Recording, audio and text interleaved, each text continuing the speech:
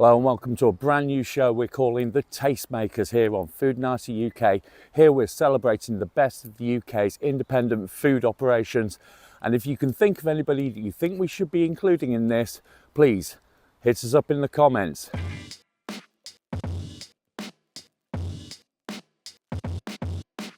If you've been at a festival over the last 12 months, chances are you picked up a sauce. Lou's Brews, Luke Rees, you're in the house. Hello. Hello, mate. How's it going? Really good, mate. Really good. How are you? Not bad at all. Busy. Yeah, well, you must be. You must be. Yeah, you couldn't move for coming across one of your sources last year. That must have been a mammoth task. Yeah, man. It was good. Managed to do it, but it was nice to be busy. Nice to see things progressing.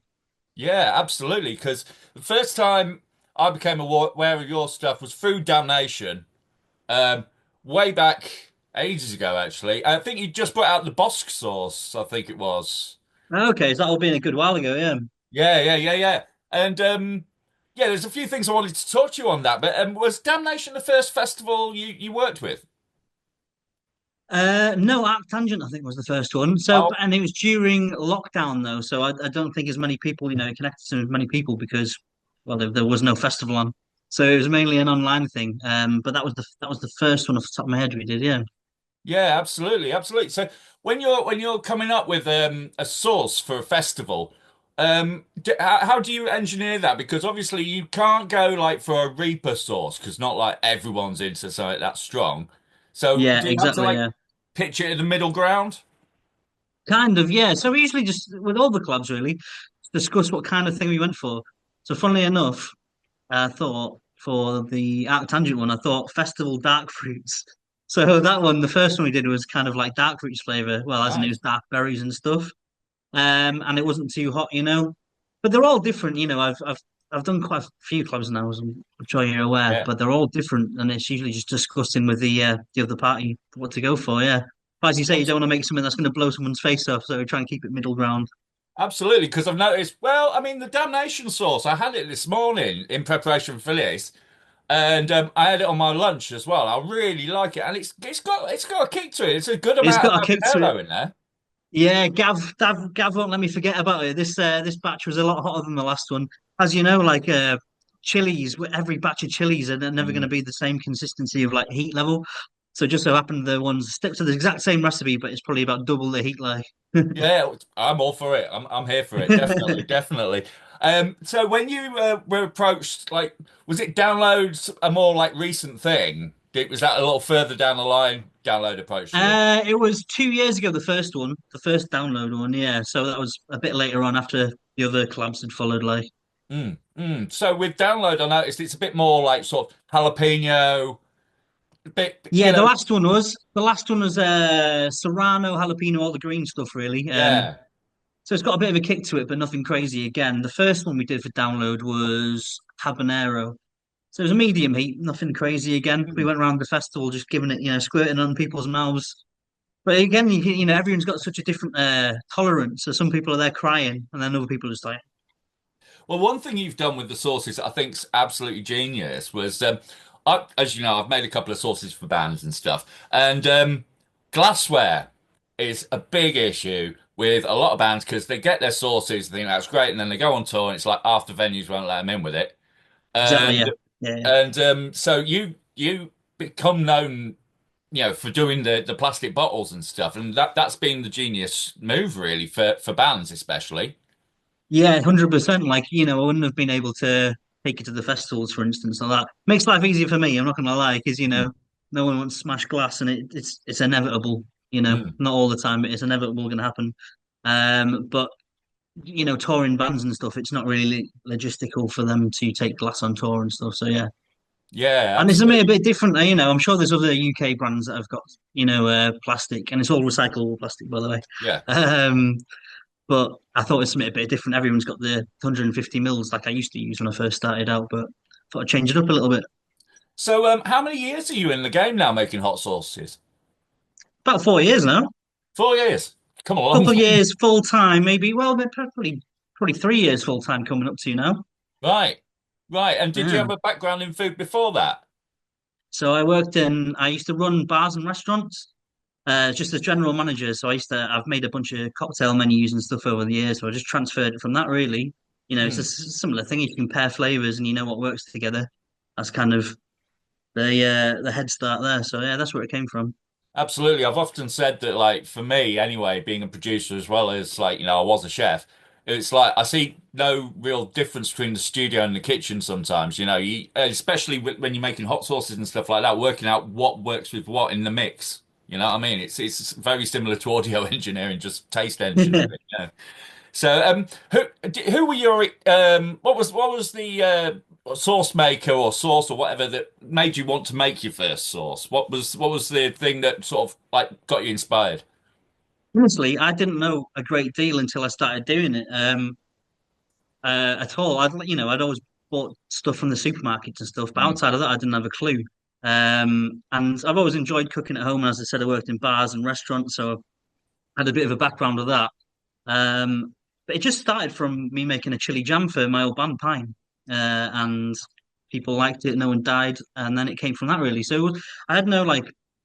I only started knowing these companies after I started doing it really and looking into it and having to, see the competition. Yeah. So yeah, Yeah. that was it.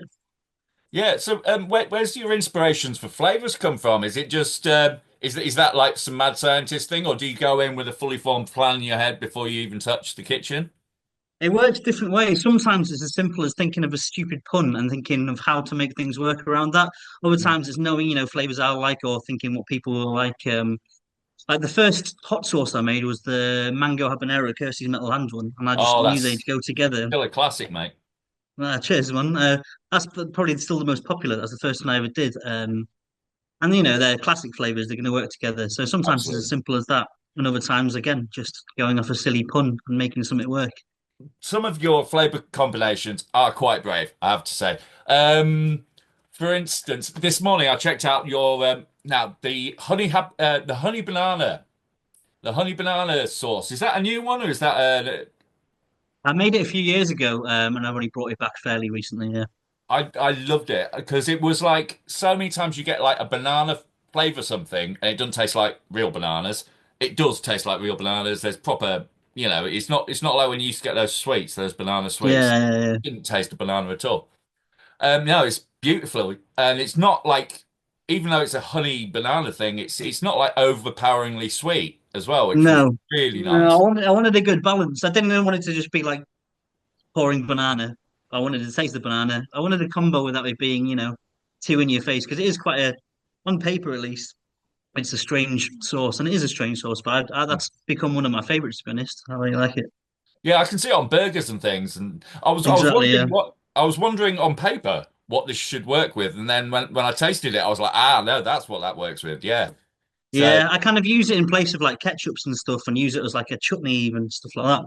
yeah, amazing, amazing. And the other one I tried this morning, which took me by surprise, right? Your cherry cola one.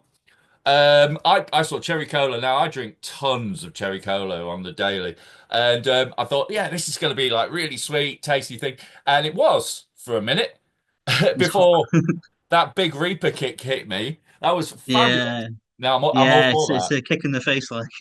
Yeah, it's really good. It was the same with your the strawberry razor blade one you did. Switchblade, yeah, yeah, That's the one. that's right. Yeah, Yeah, that one it was like strawberries up front, but like grab them while you can because the Reapers are coming.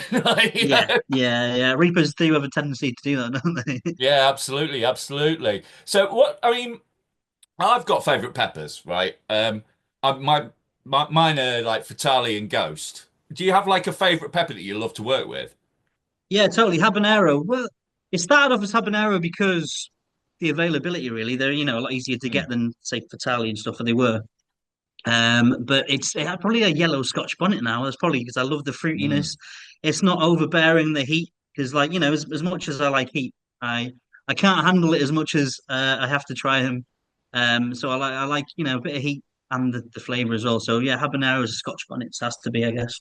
Yeah, absolutely. Yeah, yeah. They're the most versatile, certainly. Yeah, Certainly definitely. the Yeah. most versatile.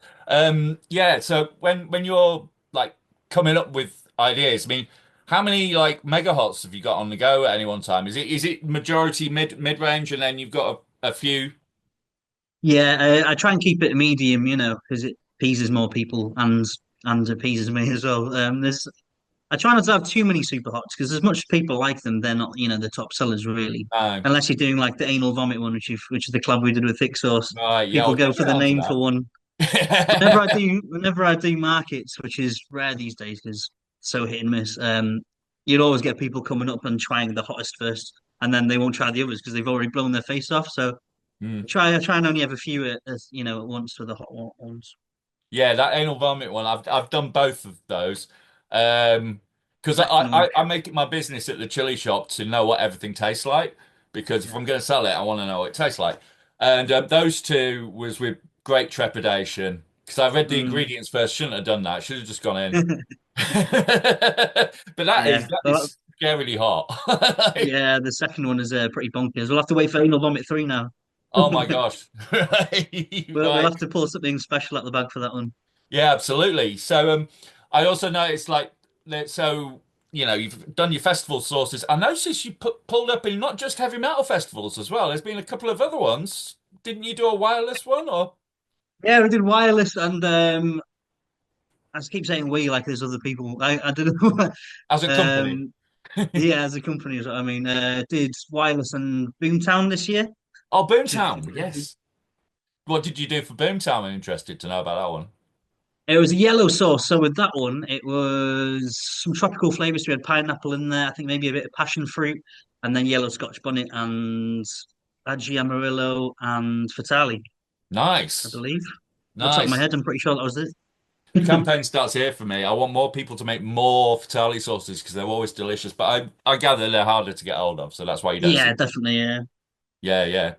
Before I go, is there any products that you can tell us about? Like, because when I interviewed Balefire, they said they've got something coming out for Valentine's Day that's actually like a aphrodisiac hot sauce. Have you got anything like on the slip that you can tell us about that's coming out soon or is out now that we should be watching out for? Bit different. Yeah, I'm doing an oysters hot sauce Wow. for Valentine's. I'm not really. That was a No, bit of an aphrodisiac one, well, but no, I wouldn't no, put it I'm not. past anyone. No. I'm currently trying to work on a coffee-based hot sauce, Oh, but nice. it's not. I've not got it sorted yet, so that'll probably be the next one. But there's no exciting story behind that really. Oh, but coffee hot sauce, man. We've only had like about two or three in the shop, and they always sell out like real quick. So Yeah.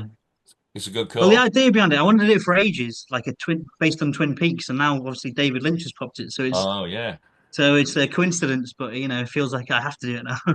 yeah, So it's going man. to be like Dale Cooper in the front or Dale Looper having a Yeah, cup of coffee, so coffee hot sauce or barbecue vibes. nice, nice, nice, excellent. Well, thanks for talking to me today. It's been absolutely awesome, and we'll watch out for everything you've got coming out. No, you're welcome. Thanks very much for having me, mate.